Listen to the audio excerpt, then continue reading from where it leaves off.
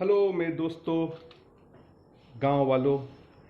तो अभी हम डा निप्पू, मलिक भाई बनर्जी और महेश एक कॉल पे थे और हम लोग थोड़ा डिस्कशन कर रहे थे। डिस्कशन बहुत इंटरेस्टिंग हुआ, इसलिए मैं उसको कैप्चर कर रहा हूँ फॉर इटर्निटी।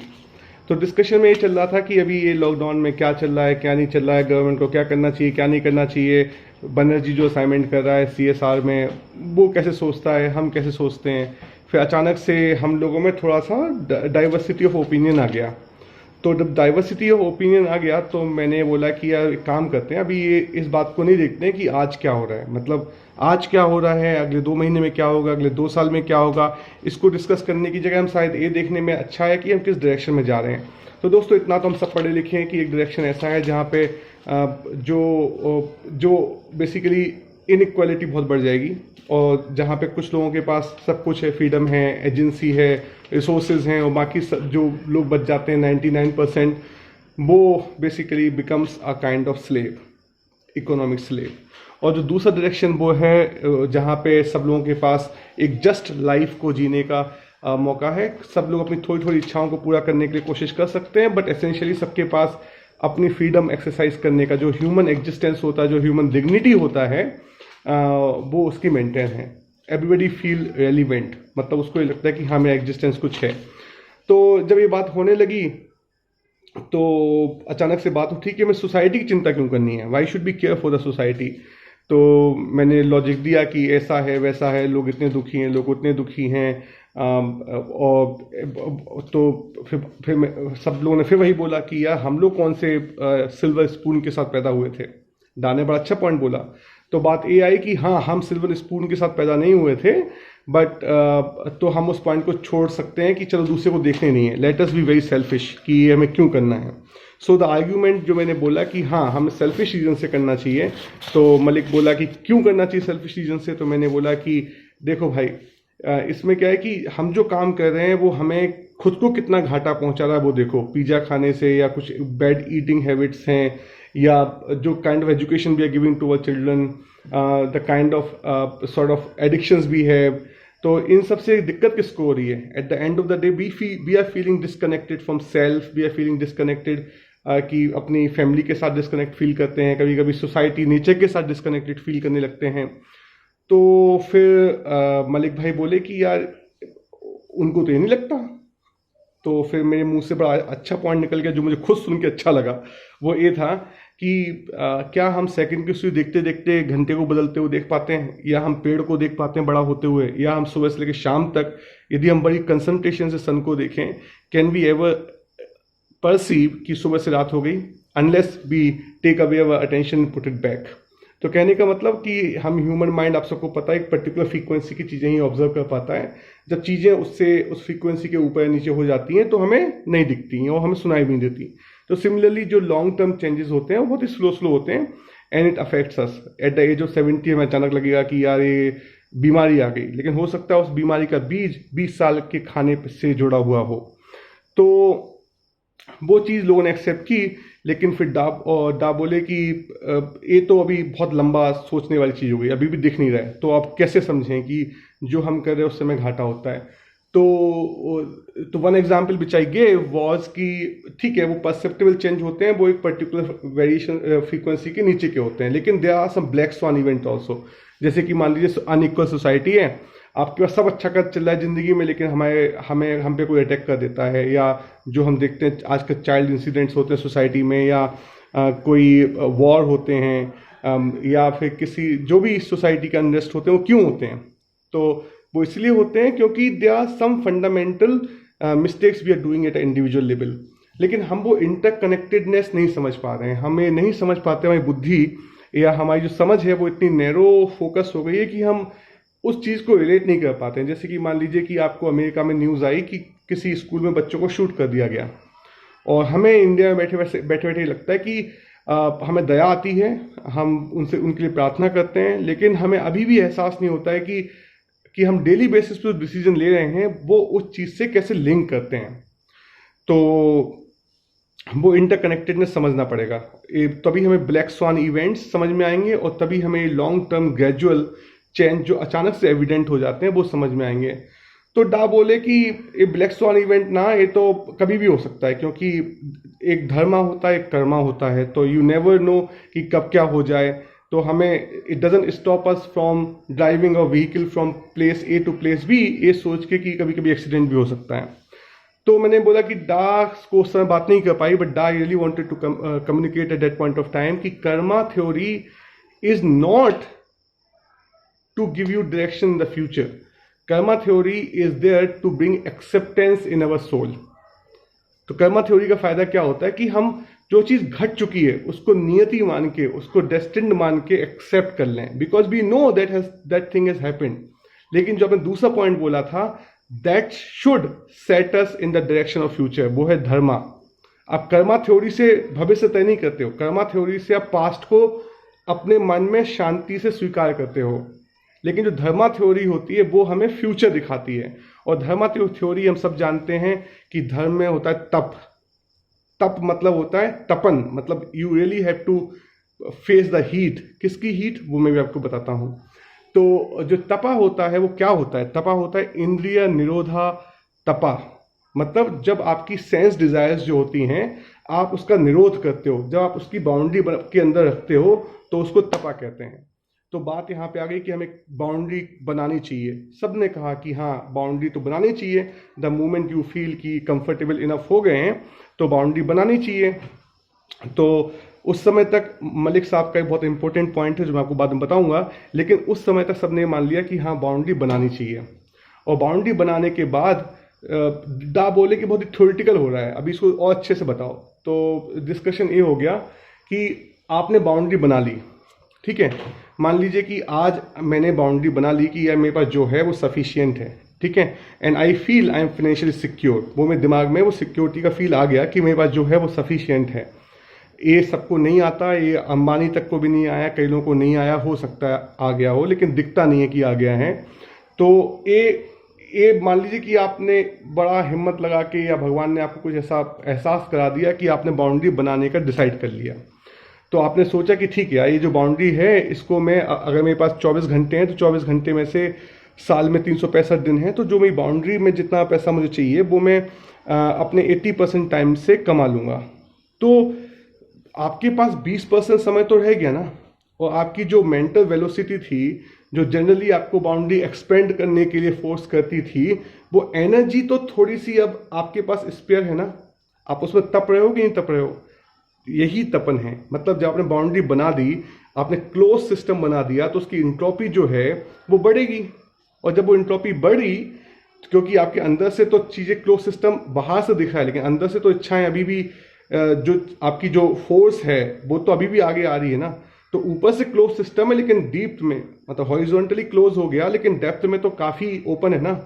तो जब आपके अंदर से इच्छा आई, आपके अंदर जो एनर्जी थी जो आपने बाउंड्री बना के रोक ली, वो एनर्जी का क्या करोगे दोस्तों। तो वो एनर्जी का डा ने क्या किया वो आपको बता देता हूँ। डा ने पिछले 2 सालों से वीकेंड्स को अपने ऑफिशियल काम में यूज़ नहीं करते हैं। डा उसको बाइक चलाते हैं, he goes and learn some martial art, अपने बच्चों के साथ खेलते हैं, he does some random things, good deeds. तो बात ये हुई कि how do we see whether it's a good use of time. So the principle which I use कि whether it's a good use of time और not is कि यदि आपको उस खाली समय में जो एक्टिविटी कर रहे हो, उस एक्टिविटी में यदि आप कॉज एंड इफेक्ट ढूंढते हो, मतलब आपका दिमाग चलता है उस एक्टिविटी में कि ऐसा करने से ऐसा होगा भविष्य में, ऐसा करने से वैसा होगा भविष्य में, यदि आप वो चीज़ नहीं कर रहे हो और आप वर्तमान में ही वो काम करते ही उसका आपको उसका जो बोलते नहीं है इंडोर्फिन्स मिल रहा है, मतलब the moment you are doing this activity उसी समय आपको उसका इंडोर्फिन मिल रहा है, आपको भविष्य में उसका रिटर्न नहीं चाहिए। तो आप बहुत ही प्रेजेंट में रहते हुए कोई एक्टिविटी करते हो जिसका भविष्य से कोई लिंक नहीं है। You just want to enjoy that activity, आपको मजा आता है उस एक्टिविटी करने में। You don't have to make decisions कि मुझे मजा आ रहा है कि नहीं आ रहा है, आपको बस आ रहा है। तो जब हम उस खाली समय में ऐसा कोई काम करते हैं जो कॉज एंड इफेक्ट के दायरे से अलग होता है और हमारे शरीर के अंदर इंडोर्फिन्स निकलते हैं, तो that is a good use of your spare energy. और वो जो स्पेयर एनर्जी होती है, क्योंकि वो कॉज एंड इफेक्ट के दायरे से बाहर होती है, तो जनरली वो प्यार का दायरा होता है। तो उस समय आप कुछ भी कर रहे होते हो, मैं तो बोल रहा हूँ उस समय आप कुछ भी कर लो।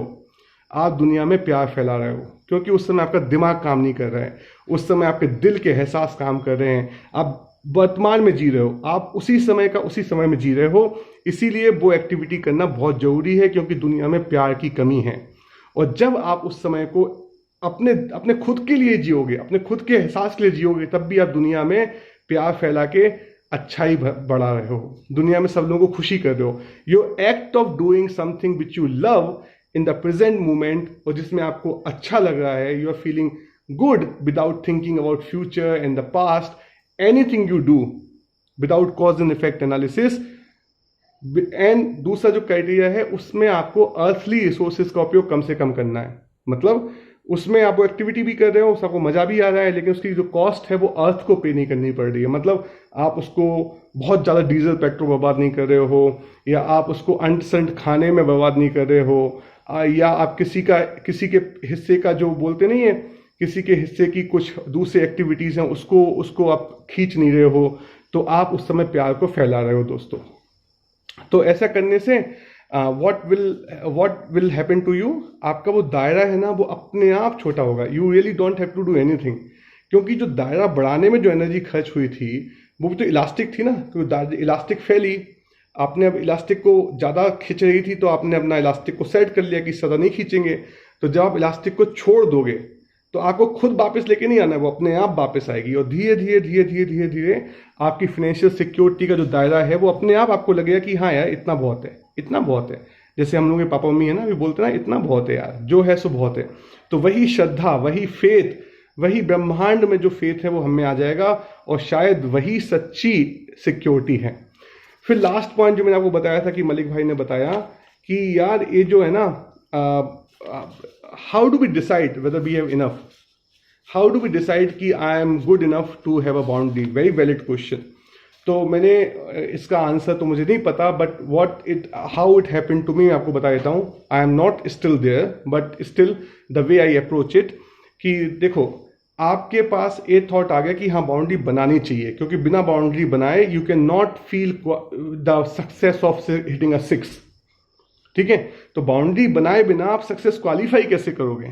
तो बेसिकली बाउंड्री बनानी चाहिए if we can hold that thought, and मैं उस थॉट के लिए वर्तमान में अटेंटिव हूँ। I am holding that thought and I am constantly watching that emotion in my heart. जब मैं बाकी चीज़ें परस्यू कर रहा हूँ, ज़्यादा पैसा कमाने की, ज़्यादा नाम कमाने की, ज़्यादा शोहरत कमाने की, उसके साथ साथ बाहरी दुनिया में जो मैं ये सब कर रहा हूँ एक्टिविटी, उसके साथ साथ I am still holding a thought. मतलब मैं खिंच रहा हूँ लेकिन थॉट है कि हाँ यार मतलब होना तो है। तो अगर आप वो थॉट होल्ड करोगे ना, that is called you are pregnant with a possibility, you are pregnant with a possibility. और वो पॉसिबिलिटी को आपको होल्ड करना है, and one day you will be blessed, क्योंकि वी डोंट नो कि उसका गेस्टेशन पीरियड कितना है, but we know for sure if there is a impregnation in our heart, slowly somebody, some greater force will nourish that intention, and someday it will get delivered. और दोस्तों मलिक साहब, बस आप बहुत ही अच्छे हो, आपके साथ तो बस आपको होल्ड करना है थोड़े दिन के लिए, और हम सबको, मतलब मुझे भी, I am also trying to hold that thought कि कितना सफिशियंट है। अभी भी मुझे लगता है कि मनी वाइज मैं अगर आज कमाना छोड़ूँ तब भी 2-4 साल तक ज़िंदगी चल जाएगी। And it is such a shame, because हम इंडियन सोसाइटी में तो बोलते हैं कि जो ब्राह्मण कैटेगरी का आदमी है उसको तो नेक्स्ट मील का एक्यूमुलेशन नहीं चाहिए, वो सच्चा ब्राह्मण है।